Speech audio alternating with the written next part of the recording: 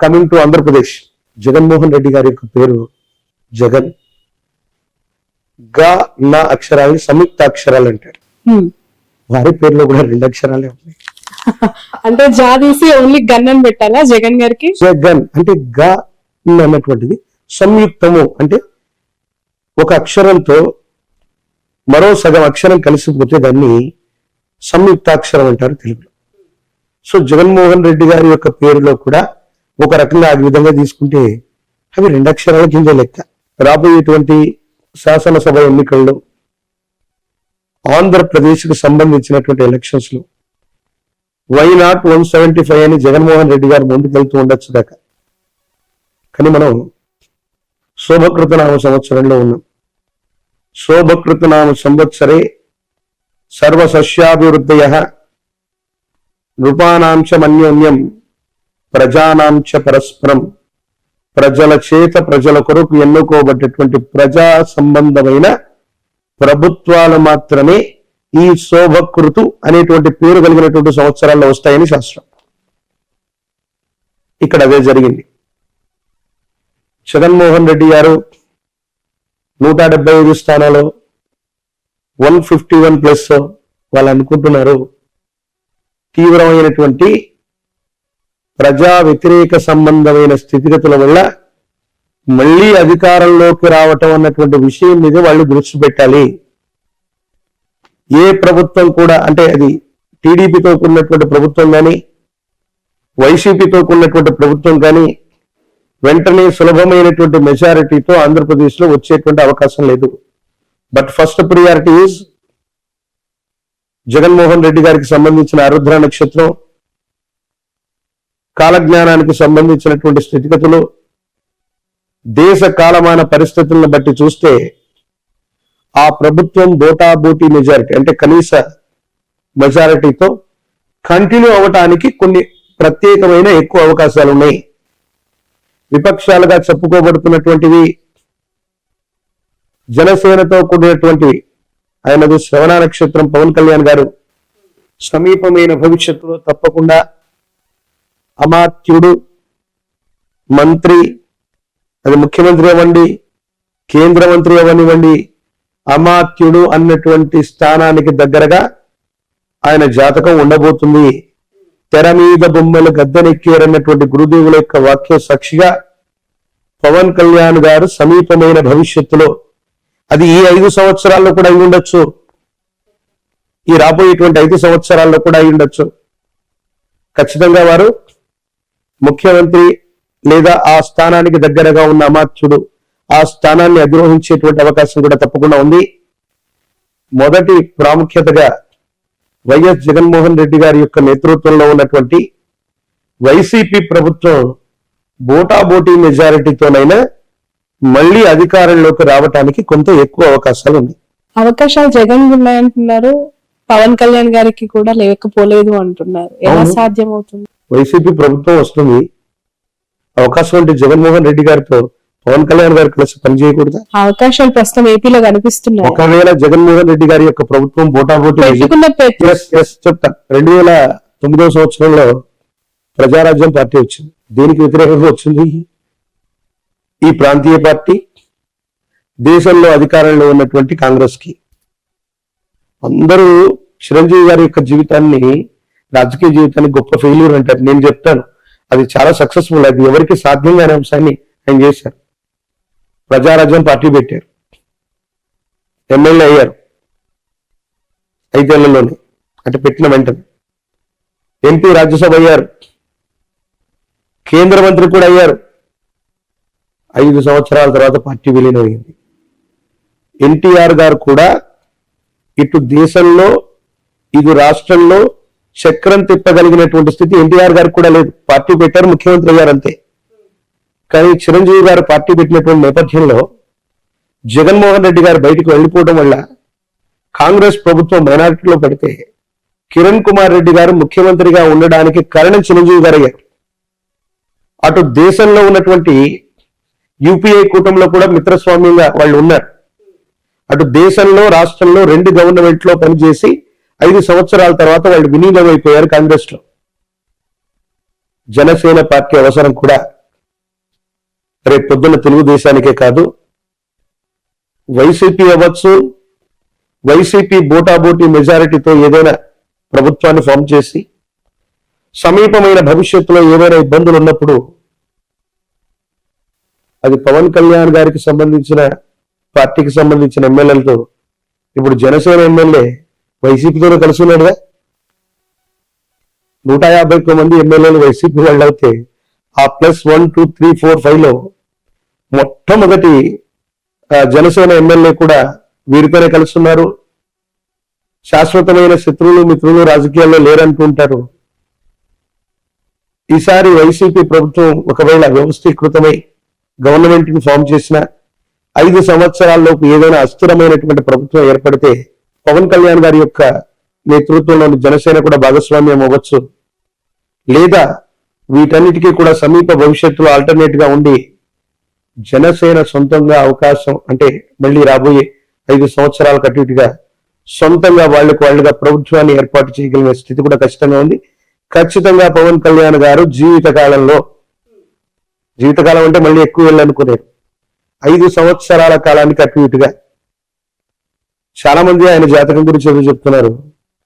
ఒక్క రోజైనా ఒక్క క్షణమైనా ముఖ్యమంత్రి ఆ అమాత్యుడు అన్నటువంటి ఆ స్థానంలో ఖచ్చితంగా కూర్చునే అవకాశం కనబడుతుంది. Okay, right.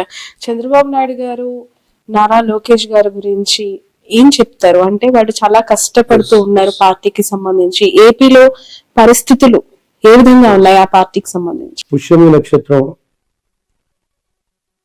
చంద్రబాబు నాయుడు గారు, కొంతమంది హస్త నక్షత్రం అని అంటారు. వారి జన్మజాతకాన్ని అనుసరించి ఒకవేళ నా ప్రశ్నాశాస్త్రాన్ని అనుసరించి చూస్తే 2 సంవత్సరాల క్రితం చెప్పాను, 2023లో ఇబ్బందికరమైనటువంటి స్థితిగతులు, ఆరోగ్యపరమైనటువంటి అంశాలు, ఇబ్బందులు. ఆయన యొక్క జన్మజాతకంలో కేతు సంబంధమైనటువంటి స్థితిగతి అధికంగా ఉండటం వల్ల కొన్ని ఇబ్బందులు, సమస్యలు, ప్రతిబంధకాలు ఇప్పుడు ఆయన జాతకంలో జరుగుతున్నాయి. కానీ నారా లోకేష్ గారి యొక్క జాతకం మాత్రం బాగుంది. చంద్రబాబు నాయుడు గారి యొక్క జాతకంలో మనం ఇందాక అనుకున్నాం, మారక దశలు, ద్వితీయ సప్తమ స్థానంలో ఉన్నటువంటి గ్రహాలు వాటి యొక్క దశలు వచ్చినప్పుడు మనిషికి మరణ సమానమైనటువంటి కష్టం వస్తుంది. వారి యొక్క జాతకాన్ని నేను అనాలిసిస్ చేస్తే 2002, 2004 మధ్యలో సప్తమ స్థానానికి సంబంధించి శనికి సంబంధించినటువంటి దశ జరిగింది, అంతర్దశ. అలిపిరి ఘాట్లో ఓ పెద్ద ప్రమాదం సంభవించింది. అప్పుడు ఆయన ముఖ్యమంత్రిగా ఉన్నారు, మన ఉభయ ఆంధ్రప్రదేశ్కి ముఖ్యమంత్రిగా ఉన్నారు. అప్పుడు వెంటనే వారు బై ఎలక్షన్స్కి వెంటనే వెళ్ళిపోవడం, ముందస్తు ఎన్నికలకు వెళ్ళిపోవటం, రిజైన్ చేయటం. ప్రాణం మాత్రం కాపాడుకోగలిగారు, పదవి పోయింది. 10 ఏళ్ల వరకే మళ్ళీ ఆయన అధికారంలోకి రాలేదు. మళ్ళీ కమింగ్ టు ద్వితీయ సప్తమ స్థానాలకు సంబంధించిన స్థితిగతుల్లో అలాంటి అంతర్దశలు 2023లో మొదలయ్యాయి. కొన్ని చిన్న చిన్న ఇబ్బందులు, వెంటనే అధికారంలోకి రావటానికి ఆయన మేధస్సు, శరీరం, ఆరోగ్యం సహకరించలేకపోవటం. 2028, నేను మళ్ళీ చెప్తున్నాను, 2028వ సంవత్సరం ప్రారంభానికి అటు ఇటుగా మాన్య శ్రీ మాజీ ముఖ్యమంత్రి వర్యులు శ్రీ నారా చంద్రబాబు నాయుడు గారి యొక్క జాతకంలో ఇబ్బంది కలిగించేటువంటి దశలున్నాయి.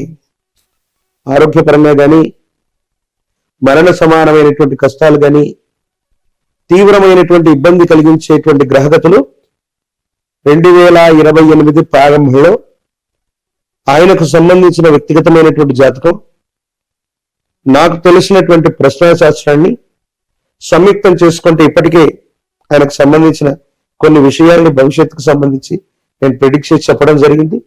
మళ్ళీ కూడా చెప్తున్నాను, ఈ ఉభయ తెలుగు రాష్ట్రాల్లో, ఈ హైదరాబాద్ లో సైబరాబాద్ సిటీ ఉంది అంటే, అత్యాధునిక సాంకేతిక పరిజ్ఞానం మన భాగ్యనగరంలో ఉంది అంటే ఒక గొప్ప అడ్మినిస్ట్రేటర్.